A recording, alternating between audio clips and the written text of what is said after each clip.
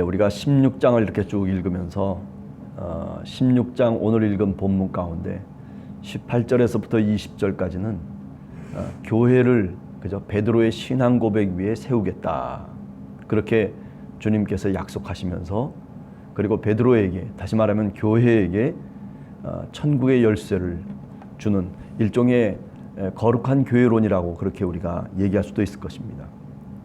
그리고 16장 21절에 보면 이제 제1차 순환 예고가 나옵니다.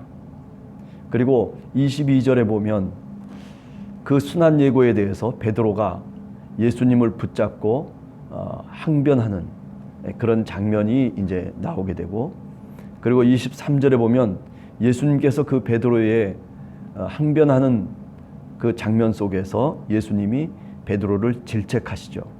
사탄아, 내 뒤로 물러가라.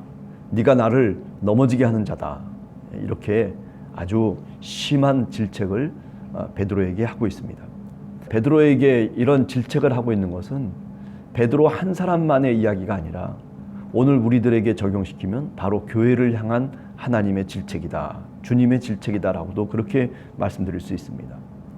그리고 난 다음에 16장 24절에서 25절에 보면 제자도를 얘기하죠. 제자가 살아가는 그 신앙의 길이라고 하는 게 어떠해야 되느냐. 요약하면 자기를 부인하고 그리고 제 십자가를 지고 주님을 따라가는 길. 그게 제자들의 길이죠. 바꿔서 얘기하면 오늘 우리 시대 속에서 우리 교회가, 그리고 우리 신앙인이 주님을 따라가는 그 길은 바로 동일하게 나를 부인하고 그리고 제 십자가를 지고 주님을 따르는 것. 그것을 이제 제자도로 이야기하고 있습니다. 그리고 16장 26절에서부터 28절에서는 종말론적인 교훈을 얘기하죠. 이제 마지막 때가 이르면은 이런 일이 있을 것이다. 결국 인자가 심판할 것이라는 것이죠. 그리고 자기 목숨을 얻으려고 그렇게 발버둥 쳤던 사람들은 결국 잃게 될 것이고, 오히려 자기 목숨을 버리려고 했던 사람들은 오히려 하나님의 영광을 얻고, 그리고 하나님 아버지께서 그에게 상을 베푸실 것이다 라고 하는 그런 말씀과 인자 재림 예고를 이야기하고 있습니다. 21절에 보면 이때로부터 예수 그리스도께서 자기가 예루살렘에 올라가서 고난을 받고 죽임을 당할 것을 말씀하셨다. 저는 이 말 가운데 바로 예수 그리스도라고 하는 말이에요. 우리가 마가복음에 보면, 특별히 마가복음 8장 31절에 보면 똑같은 이야기가 병행해서 나오고 있습니다. 마태복음과 똑같은 순환 예고죠. 그런데 마태복음은 마가복음에서 나오는 그 순환 예고를 어떻게 변경시키고 어떻게 바꾸었느냐라고 묻는다면 여기 예수 그리스도께서라고 하는 말을 집어넣었어요. 그럼 마가복음에서는 뭐라고 얘기해요? 인자가라고 하는 말로 돼 있어요. 그러니까 인자라고 하는 말이 참 어렵잖아요. 사실은요. 나라고 하는 말도 되지만은 또 다니엘서 같은 데 나오는 그런 최후의 심판자로서 이 땅에 오실 인자라고 하는 그런 의미도 있거든요. 또 그런가 하면 순환예고 같은 경우에는 고난받는 하나님의 종을 가리키는 그런 인자의 모습. 그런데 여기 오늘 마태복음에서는 그런 인자를 빼어버리고 뭐라고 표현하고 있냐면, 우리가 볼 때는 당연한 얘기겠죠. 예수 그리스도께서. 네. 저는 이 말이 참 의미가 있다라고 생각해요. 20장 18절 같은 데 보면 똑같은 이야기가 또 나오는데 예루살렘에 올라갔다라고 하는 얘기죠. 21절에 보면 예수 그리스도께서 자기가 예루살렘에 올라가. 이 표현이 마태복음에만 있는 표현이에요. 마태복음을 읽는 사람들은 이 말씀을 잘 생각하라는 그런 의미로 마태복음의 저자가 그저 이렇게 바꾸어서 우리들에게 강조하고 있는 거죠. 마태의 신학을 의미하고 있어요. 신학적인 언급이에요, 사실은요. 생각해 보세요. 마태복음에서 보면 예루살렘이라고 하는 지역이 어느 지역이에요? 우리가 이미 마태복음 2장 1절 이하에 보면 동방박사의 이야기들이 나오잖아요. 동방박사가 어디로 찾아와요? 맨 처음에 베들레헴으로 찾아가는 게 아니라 처음에 예루살렘으로 찾아와요. 그래서 유대인의 왕으로 난 네가 어디냐고 물어보잖아요. 그럴 때 어떻게 돼요? 헤롯과 그리고 온 예루살렘이 소동을 일으켜요. 난리가 났어요. 왜 난리가 났을까요? 아니, 유대인의 왕으로 난 네가 어딨냐고 저 동방의 이방 지역에서 하늘을 연구하던 사람들이 와가지고 선물을 갖고 와서 난리가 난 거죠. 도대체 이 사람들이 누구냐, 왜 왔냐, 뭐 이런저런 얘기들이 쏟아져 내려오고, 그리고 뉴스거리가 막 예루살렘 성에 퍼져나가는 거죠. 각 사람의 귀에 들리기 시작하는 거예요. 유대인의 왕으로 나셨대. 유대인의 왕이 났다는데 도대체. 마태복음은 예수님의 그 기쁜 소식이 전해지는 그곳이 바로 이렇게 예수님이 순환을 향해서 나아가시는 모습과 연결을 시키고 있는 거예요. 아기 예수가 이 땅에 태어나시는 그 목적이 뭐냐면 마태복음 1장을 통해서 보면 바로 온 백성의 죄 때문이라는 거예요. 그죠? 우리가 성만찬을 얘기할 때도, 그죠? 마태복음 26장 저 뒤에 가면 잔을 드시면서 축사하시면서 얘기합니다. 이 잔이 뭐냐? 이것이 바로 많은 사람들의 죄를 용서하기 위해서 마시는 바로 당신의 피라는 거죠. 언약의 피라는 거예요. 네. 죄 용서를 얘기하고 있잖아요.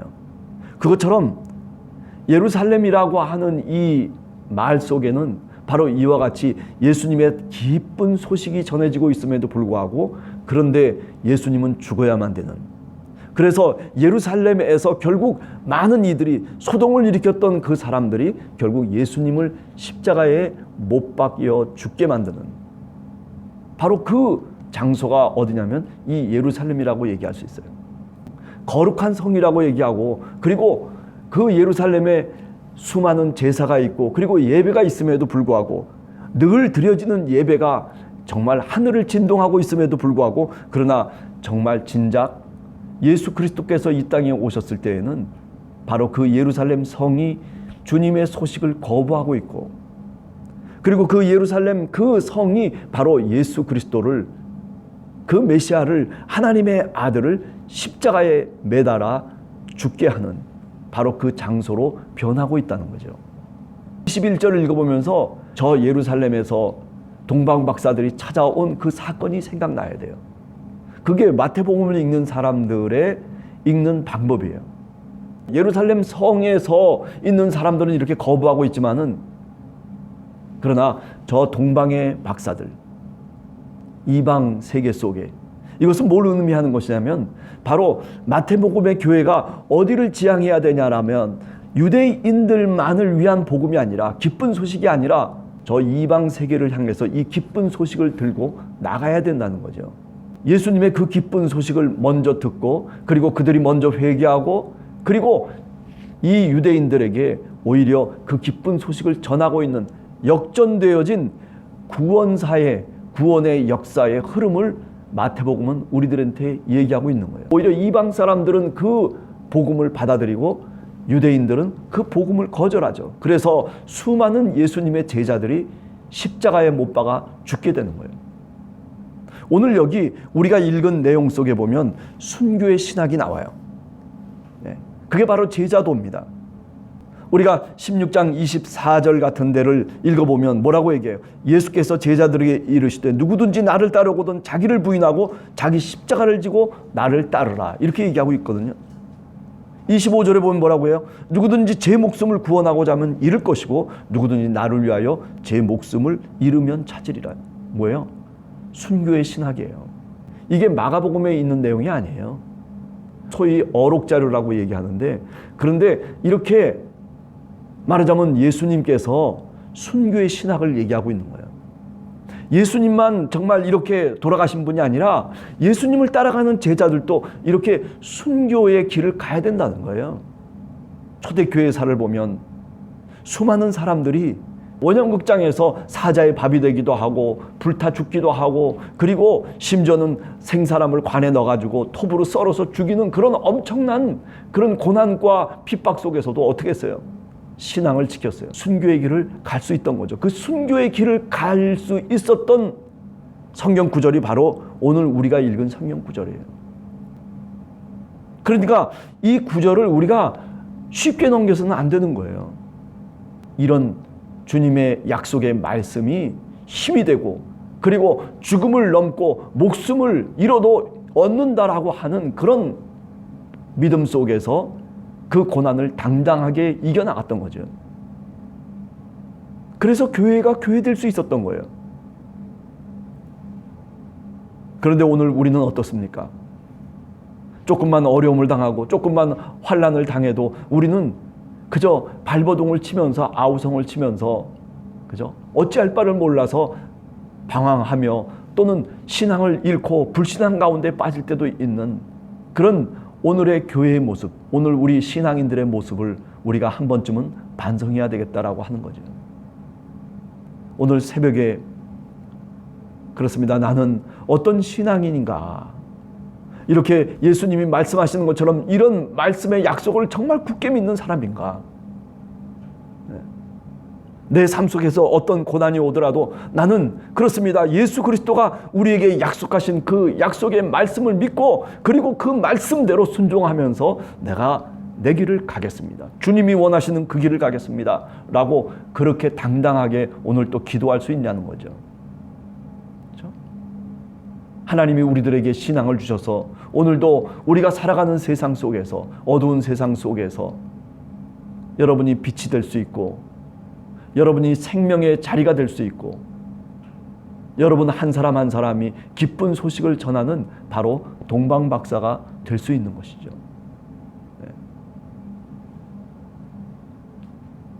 이 크리스마스 성탄 절기에 이제 또 한 해가 다 저물어가지 않습니까? 우리가 우리 자신의 신앙을 한 번 더 바라보면서 오늘 이 베드로가 항변했던 것과 같이 우리들도 이런 불신앙 속에 빠져서는 안 되겠다라고 하는 거죠. 23절에 보면 네가 하나님의 일을 생각지 아니하고 사람의 일만 생각한다라고 그렇게 얘기해요. 그러면서 뭐라고 얘기합니까? 사탄아 내 뒤로 물러가라. 23절의 말씀이죠. 너는 나를 넘어지게 하는 자로다. 네가 하나님의 일을 생각지 아니하고 도리어 사람의 일을 생각하는도다. 오늘도 우리가 신앙인이라고 얘기하면서도 우리는 늘 사람의 일만 생각해요. 하나님의 일을 좀 생각하면서 살아가면 좋을 텐데, 아니 마지막 우리의 목숨이 끊어지는 그 순간에는 사람의 일이 중요한 게 아니에요. 사람의 일을 통해서 하나님이 우리를 평가하는 것이 아니에요. 뭘 통해서 우리를 평가해요? 하나님의 일을 통해서 하나님이 우리를 헤아리시고 평가하시는 거예요. 여러분, 올 한 해 동안 어떻게 우리가 살아왔는지, 사람의 일과 하나님의 일 가운데서 과연 나는 어느 위치에 있는지, 그죠? 나는 어느 쪽에 기대어서 내가 내 삶을, 내 시간을 살아왔는지 한번 우리 스스로 정리해 볼 필요가 있는 거죠. 밝아오는 새해에는 하나님의 일을 위해서 하나님 더 내가 생각하며 더 하나님의 일을 깊이 깨달으며 내 삶을 살아갈 수 있도록 하나님 지혜를 주시고 힘을 주시고 능력을 달라는 그런 기도를 오늘 이 새벽에 여러분과 제가 함께하기를 간절히 원합니다. 저 예루살렘의 화려한 네온 사인 속에 하나님의 뜻이 있는 게 아니에요. 하나님의 일이 저 속에 있는 게 아니에요. 하나님의 일은 십자가를 향해서 수많은 사람들이 애통하고 슬퍼하는 그 자리를 우리가 찾아가는 것을 의미하는 겁니다. 교회 속에서 주님의 말씀을 깊이 묵상하며 마치 우리가 누가복음에 나오는 안나와 시므온처럼 메시아가 오실 것을 기대하면서 그러면서 일평생 성결하게 살겠다고 작정했던 그 안나 그리고 시므온처럼 오늘 우리들도 요 기간 동안 그저 연말을 보내면서 좀 더 조용하고 차분하게 우리 신앙을 정리하면서 나는 이제 내년 한 해 동안 정말 올해보다는 사람의 일이 아니라 하나님의 일을 더 내 마음속에 두면서 조금이나마 더 열심히 살겠다라고 하는 그런 기도와 그런 각오를 하시는 오늘 이 새벽이 되기를 간절히 주님의 이름으로 축원합니다. 같이 기도하겠습니다.